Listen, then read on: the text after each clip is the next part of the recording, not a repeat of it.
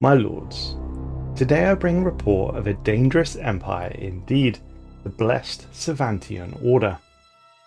They are a self-titled Endbringer civilization, long obsessed with a mysterious calamity which turned a neighbouring planet into a desolate and shrouded world. It appears that they've been directly influenced by the end of the cycle, from a time before they had even established faster-than-light technology. These people watched as a mysterious calamity befell their nearest celestial neighbour. Its sudden and brutal transformation filled the night skies with a malevolent purple light, stirring within their people a dread that they will one day suffer a similar fate. With each passing generation, their suffocating fear of potential annihilation tightened its grip upon their people. When they finally managed to reach the stars, they were drawn to explore the galaxy and discover what happened to this celestial body. We found records buried in a vault several kilometers underground in a tomb world designated XK4892, and I shall detail what these records have to say. Exploratory satellites orbiting Dremor have identified a promising target for our first crewed mission to the surface of this shrouded world. The landing zone emanates a strange radiation that ripples across the planet, and it's carried forth on ultraviolet winds. There are many of our people who protest against this mission in fear of unleashing the same curse upon our homeworld. Their concerns are not without justification, but the overriding need to understand this distant phenomenon must take precedence. If we are fated to one day suffer the same calamity, at least we will die knowing why. The search for answers begins today. Something calls to us, a voice stronger now more than ever before. The secrets of the cataclysm that befell this world will, I hope, reveal much about our own system's history, and hopefully our society's obsession with its own predicted destruction. Scans indicate swirling patterns of intense energy are isolated to a point in the southern hemisphere. There is an ominous eye that stares back at us. We finally made planetfall on Dremor, and it is as treacherous as predicted. Swirling vortices of glooming particles carve through the air, slowing our initial progress, Dr. Severin and my crew. Alarmingly, my research team and I picked up sensory inconsistencies. We can only describe them as distant howls carrying on the winds and shadowed figures stalking in the mist. Is it a mistake to have come here? The first public broadcasts of this landing have triggered widespread panic on our homeworld. Many are fearful that we may be courting the mysterious destructive powers that once visited this world. Organised protests proclaiming the end is nigh are sweeping across the homeworld, shutting down much of its infrastructure. Telemetric scans have revealed a cavity emanating particularly high radiation levels deep within a nearby mountain range. My team and I are determined to push further, whatever the cost. We must find whatever awaits us. It became clear that we were not the first here. The mountainous cavity on Dremor had been breached, revealing an abandoned alien structure lost to the cataclysm. We found it best to keep this information classified in order to prevent further panic, but preliminary analysis confirms that materials used in this facility's construction don't match the molecular composition of available minerals on the planet, suggesting a spacefaring civilization built this installation using exotic materials. The exact purpose of this place remains unclear, but its functionality appears to have been mostly automated. My team and I's psychological symptoms begin to worsen. Some report voices whispering through encrypted frequencies, while others describe distorted perceptions of their surrounding physical environment. Occasional fits of laughter are becoming uncomfortably commonplace, but we have gone too far to turn back now. They are all dead. At the seat of each station in the heart of this facility slumps the desiccated corpses of an unknown alien race, their many pale eyes staring towards the ceiling. Despite their frightening appearance, I'm certain that these figures are not a product of our hallucinations. Images of these life forms are currently being classified as strictly confidential. No weapons of any form can be found, suggesting their presence here lacked hostile intent and that this facility was likely an observation post. with sophisticated monitoring equipment trained directly on our homeworld. Radiocarbon dating places their activity here long before the cataclysm struck. We have decoded many of their records, and aside from routine communication logs, they largely concern our own civilization's early history. They were watching us, but why? Several weeks have now passed, and the database on Dremora has finally been deciphered, proving many of our discredited legends to be true. We were the subject of an experiment in the mental science known as psionic theory. Our species was determined to have this latent potential. Many of our ancestors would have sensed these communications in their dreams or as distant voices, phenomena that might otherwise elicit mental illness or paranoia. However, the alien experiment was cut short. In its last days, this place was no observation post, but a survival shelter. Their reports on our society cease after a disastrous experiment on their capital world involving the reckless manipulation of the barrier between realities, known as the Shroud. Their own scientists referred to this incident as the Reckoning, and we suspect that this was the true source of the cataclysm. Whatever this incident was, its influence soon extended to Dremora. Their last moments are recorded in a single log entry. It simply states, "The end has come." Thus, we have to wonder, will this end come for us? We have now found definitive evidence of the cataclysm's source. It was not difficult to find. Indeed, a member of my team claims it called out to them. Deep within the facility, defying conventional analysis, a pulsing, intangible mass has been identified. Neither existing as matter nor energy, I can only describe it as the lingering resentment of consumed wills, referring to it as a fragment of reckoning. In a misguided effort to contain and channel the ethereal energies of the Shroud, this object was intended to be used as a defense against the reckoning. However, it was only partially successful. In the last moments of this world, the malevolent entity was forcibly banished from this dimension, taking the unwilling minds of the scientists with it.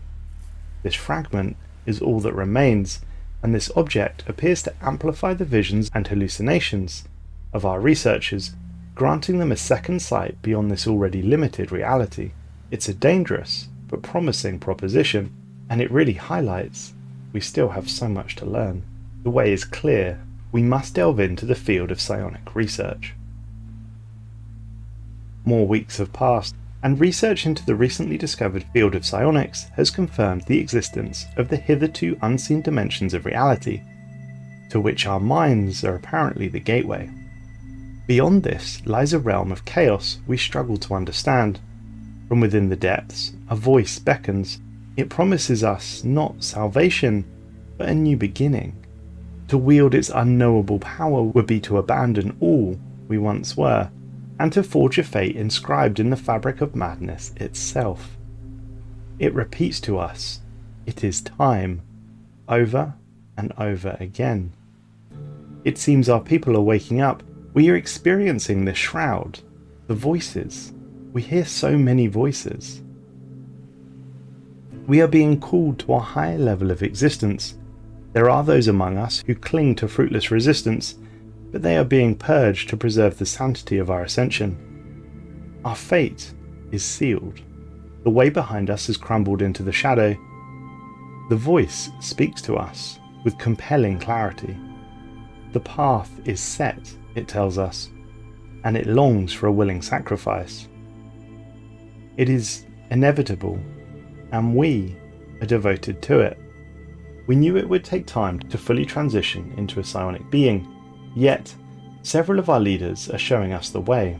According to them, our extraneous senses muffle the call of the voice. By removing one of them, we can elevate our psychic abilities even further. Relinquishing our sight is most effective in this regard.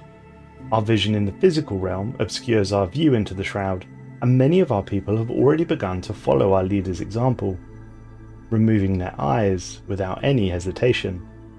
Those who elect to do so report a huge surge of contentment as the voice fills their mind with approval.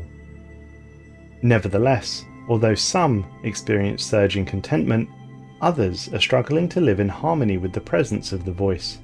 Desperate for peace, the weakest among us have resorted to crude and unregulated lobotomy procedures. Such practices threaten to become widespread if no action is taken, so we quickly ban this practice.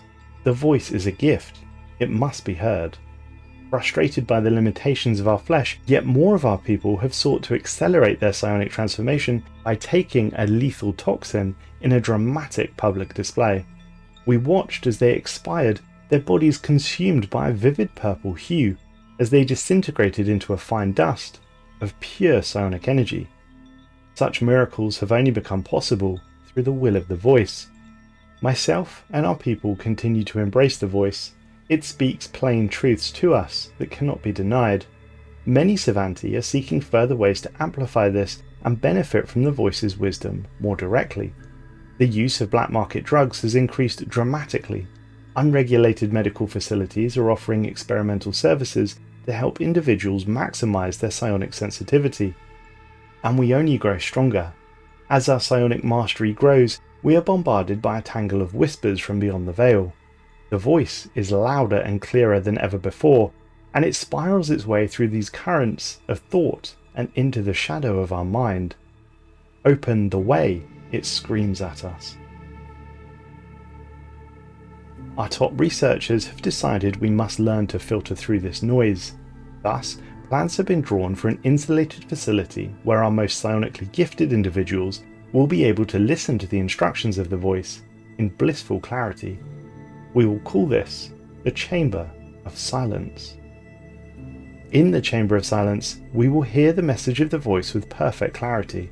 It did not take long for such a building to be built, and now inside it, we hear the message of the voice with a perfect clarity.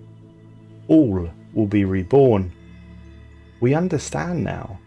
The end is a rebirth. We must not fear it.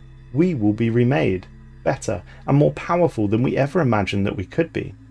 To seize this destiny, we must learn to master the mental realm, known as the Shroud. We will not repeat the mistakes of those we found on Dremora. Where they rejected their fear, we will embrace it. We see clearly now. Nevertheless, as our psionic abilities grow, our population has become plagued by horrifying nightmares foreshadowing the end of the universe.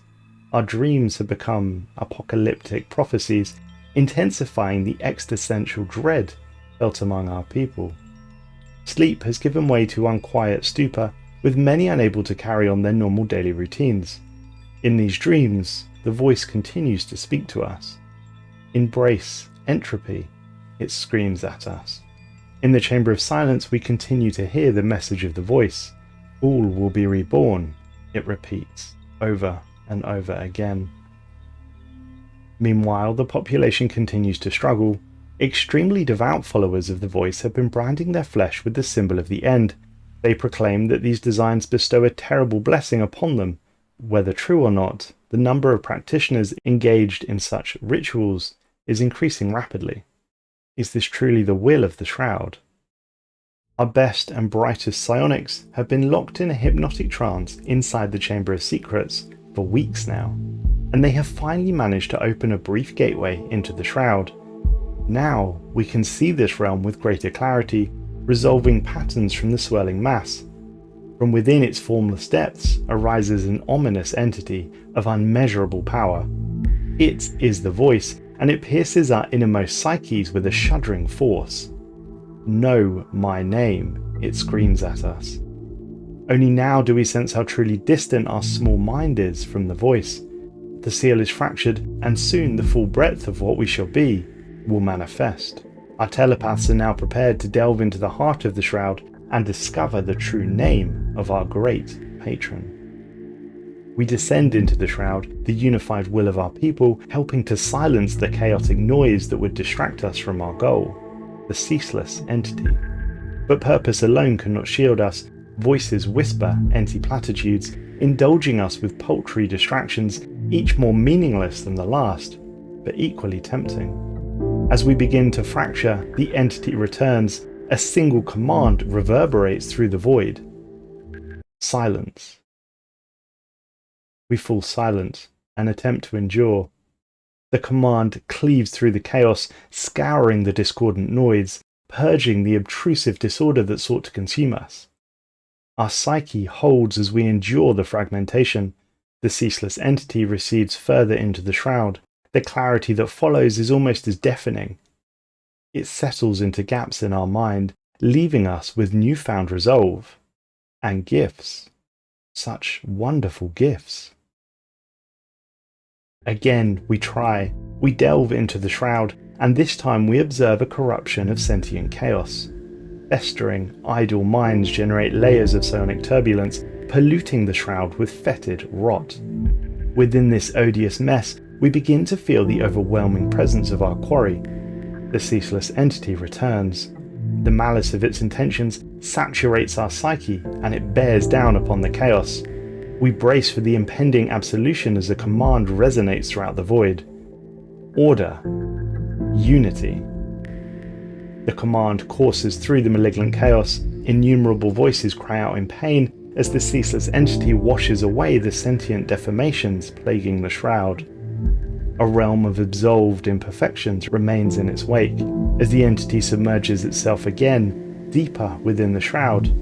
We are left to observe and study the aftermath of its absolute perfection. Once more, we enter the shroud, only this time to experience another trial by flame. Entering the shroud a third time, we feel only pain. The usual swirling psionic mist is an inferno, igniting the very essence of our minds. Through the torment, we perceive cities crumbling into molten ruin, planets devoured by fire, entire populations wreathing in agony as spectral flames reduce their corporeal forms to smouldering ash. At the centre of the pyre, we detect the presence of the ceaseless entity.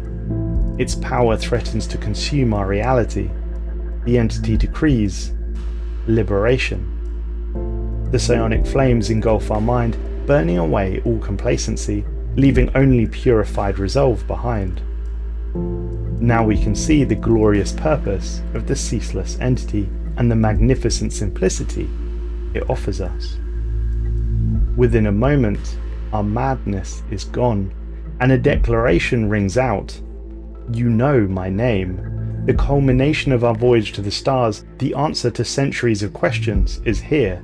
The end of the cycle compels us. Our covenant is formed. The end begins. Pain, writhing, certainty. As the words fade, our fate is sealed. We see it now. A galaxy rendered silent, saturated in the inevitability of the aura of the end. We tried once more to delve into the shroud. This time, our minds were stuck only with silence. The void had become voiceless. This must be the end of all things. Our patron's inevitable will begins to tighten its grip across the galaxy. We now know how the end will come. The aura of the end must be spread throughout the galaxy. Once the physical realm combines with this raw essence of the shroud, true annihilation will shortly follow. Completing this monumental task will be our magnum opus, and the gateway to ultimate salvation. We must not fail. We cannot fail.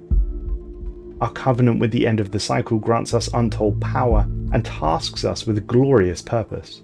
The will of our patron demands complete annihilation of this reality. With each star system the aura of the end consumes, the closer to merciful oblivion we will be. We shall bear and witness this inevitability. As of this date, we have 383 star systems to conquer. Let us begin. Decades would pass, and the doom clock would tick ever closer. The power of the end comes at a price, and we are running out of time. The galaxy remains unsaturated by our patron's cleansing aura. Our efforts thus far amount to insignificance. To see this monumental work completed, a surge of energy flows newly into us from beyond the veil. It is a promised blessing. It is trying to help us. We have 293 systems to go. The power of our patron is immense, but we are now nearly out of time.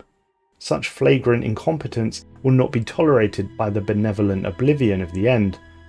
A slim hope remains. We must engulf the galaxy in the aura of the end, no matter the cost.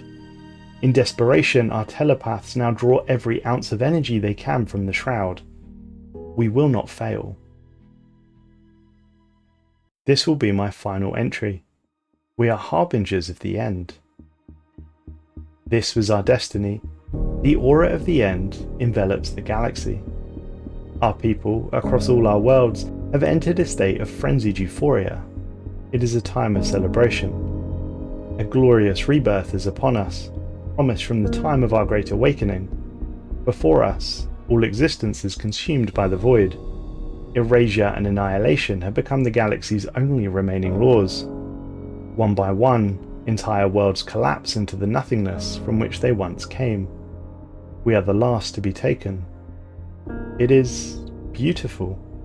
We see it already in its throes of a new, fragile form. The end has come. Now starts the beginning. Finality is impossible. My lords, it would appear, according to these records, that the blessed Savantian Order actually did it. They brought about the end. Every star system in the galaxy imploded all at once. Every planetary body went up with it. The galaxy fell silent, and the cycle was broken. Nothing else would ever be born here. This galaxy is dead, silent and lifeless. We are aware, however, my lords, that should the Savanti have failed in their task, the following could have occurred. This is an alternative ending to their story. We have failed. As a consequence of our weakness, the end of the cycle has not come to glorious fruition. The price we must now pay for this incomplete task is upon us. It took everything. In an instant, our homeworld, every planet across the Empire, was gone. Where once there were thriving colonies, there is now only ruin. Where once mighty fleets crossed the void, there is silence and debris. All have been devoured by the end. All have been taken by the Shroud. So it is now that our patron has manifested a massive Shroud entity above our former homeworld. It has been made immensely powerful by the devoured consciousness of our psionics, and it now roams the galaxy, seeking to finish the task we could not complete. Most of our people have embraced this destiny, but a small group of the unfaithful, who refuse to submit to the ultimate will of our patron, they still live. They are the exiles, led by a powerful psychic who knew what was to come. They have gone into hiding on a world outside the influence of the end. When it is done, it will come for the exiled as well. It would seem that even in this ending the Savanti could not escape death. They watched on with their senses as the psionic avatar tore through the galaxy. Nothing could stop it. Eventually, it had consumed everything, leaving the exiled for last. A fitting end for them, perhaps.